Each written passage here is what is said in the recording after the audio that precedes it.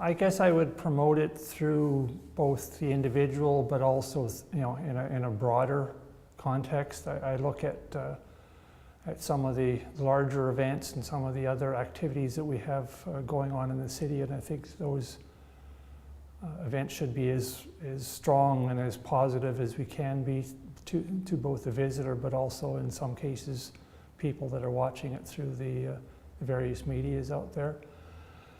Priorities, I think, clearly are make ourselves as look as good as possible, but that doesn't mean that we shouldn't necessarily be trying to clean up on some of the issues that are out there that are also being portrayed, for Regina, such as the lack of housing and some of the other things. Priority-wise, I think it's one area of the city that I think we haven't marshaled as much as we could be, and that's Wascana Park and Wascana Centre. I think we have a real gem there that isn't necessarily being shown to its greatest potential. But as I said, with the larger events and on a street-by-street basis, basically we need to get the public engaged in both promoting it to their friends, to their neighbors, to the visitors, and be good ambassadors. But I guess my part in that would be to kind of lead the charge or lead the initiative. To the limited extent that it's currently doing it, I think there are pluses in that side. I see a certain amount of negatives, though. I don't think the decisions are being given sufficient public engagement and public viewing. For instance, most of our committee structure is invisible to the public. I think we need to open that up much more strongly so that people can have a sense of knowing what's happening. There's some parts of the structure that I think need to be kind of completely wide open, in the sense of aspects of one might call lobbying or discussions, that type of thing. I think one thing that I would introduce would be to let the public know who's actually coming in my door and talking to me about different policies, different initiatives, and then like I said, more of a broader open door policy on everything else. The current stadium proposal, I'm not in agreement with, and second of all, I don't realize that, or I don't think that the public should be funding this. It should be put to the private sector or the professional team to be, paying for that facility. I also think that even the finances of this haven't been fully explored well enough to even understand whether, even if the public wanted to pay for this, whether in fact we can. I see the renovation option as not having been fully explored, and I think we've got a good potential to do it for less through that process. I see the infrastructure shortfall every day. I have streets and sidewalks that have been sitting unrepaired for 15, 20 years, that type of thing. Clearly it needs to be addressed. The 1% solution, as much as I'm aware, is an option perhaps of getting some additional funding, but I don't think we can see that as being the salvation to the funding concerns. I think one other option, which again needs to be explored, is an idea of getting access to the resource royalties in the province and using that as a way to cover off the infrastructure. But before we deal with this in a comprehensive sense, I think we need to stop growing. We need to stop adding infrastructure to our deficit and therefore cap it at a certain level rather than keep adding to the pot. To the extent the information that I've seen through the committee structure and through the presentations, there clearly is a list of organizations and bodies that need this addressed, and I'm willing to work with those bodies and with the various officials to try to resolve that and try to get us onto a path that's more sustainable. It's going to be a complex discussion, obviously, with that many bodies involved, but I think we need to tackle it head on and get in one room essentially, and let's deal with the issue and let's figure out what we're going to do, because obviously we're all going to have to chip in somehow, but it's a matter of how much, and as long as we're kind of all know what we're doing, then I think we can begin to get a new plan for that.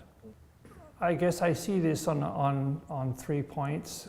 First of all, in our actions, in our activities, that type of thing, we need to be seen to be doing the right thing and doing it in a fair and equitable way. I think we also have to be willing to take the input of the public at whatever level it is, and not simply to perhaps in some respects put a certain amount of tokenism into the thing and saying, yes, we've consulted because it's an open process. And, but I don't think most of the processes are as open as they need to be. I think the last thing, and I would add perhaps commitment on the council side, I think we need to start developing a council work plan, in the sense of what will your councillor and your mayor commit to over the years, so that we can actually measure that in the same way that we have committee work plans. I think council needs to have a work plan as well, and whether that's kind of some broader policy directions, or whether that's very specific things around housing. I think clearly there has been a housing crisis, and I think it's been around longer than I think we realize. I think the beginnings of it were probably in and around the early 2000s. My approach to this would be on 3 levels. Internally, I think we need to actually set up what I'm calling, or what the Task Force on Housing called, was a housing commission, when in fact they actually actively deal with the issue and suggest and make recommendations to both council, administration, and to the broader public, especially in the cases of developers and the people that actually will physically build out the housing. The biggest issue has to be dealt with is the rental housing units, and that's where I would take an approach of actively going out to the communities, both the building and industry side of things as well as the public, and figure out ways to provide those housing units, whether that's laneway housing, whether that's infill housing, whether that's perhaps even exploring the idea of adding housing as a permitted use on some of the commercial properties we've got downtown, so that we can expand the numbers of available units. Another one that clearly would be in the scope of things would be student housing. I think that's starting to get to be a real problem, in the sense that students are not able to afford to come to university, even if they wanted to. They're looking at other provinces, and I think we need to keep our students and our universities active and full in that sense. I guess to the extent that we have a strong police force dealing with the issues, I think we need to keep up on that and make sure that we're at least catching those that are criminals now, and maintaining that presence. I would add to that, I guess, 2 themes in what I would call kind of starving out crime. One is to actually look at those that are starting into the criminal community, in the sense of kind of those first offenders, and working with organizations in the city and the province that can keep them, once they're first in the system, keep them from going back into the system or maintaining presence in the system. The other aspect of it, which has been a push from a number of organizations, is the idea around asset building with our youth, because in fact that will be another way to limit adverse behaviors, criminal activities, problems that will need to be addressed either financially in the future or physically or socially today. So that's how I would approach reducing our crime problems. Clearly I do. I've been a supporter of publicly owned utilities as well as city services in the long term. I think first of all they're less expensive, and second of all I think they give a strength to that service that others don't, because of the fact that the people that work in the service live in the community and can give a purpose or a strength to making sure that service is the best they can.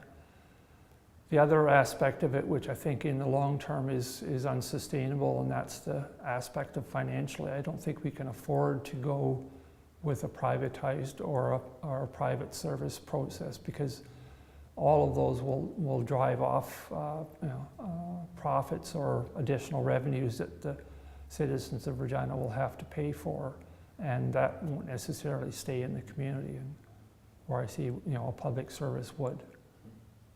Yes, I've been dealing with that a little bit around the discussions around the Regina Public Library, as well as the recent policy changes.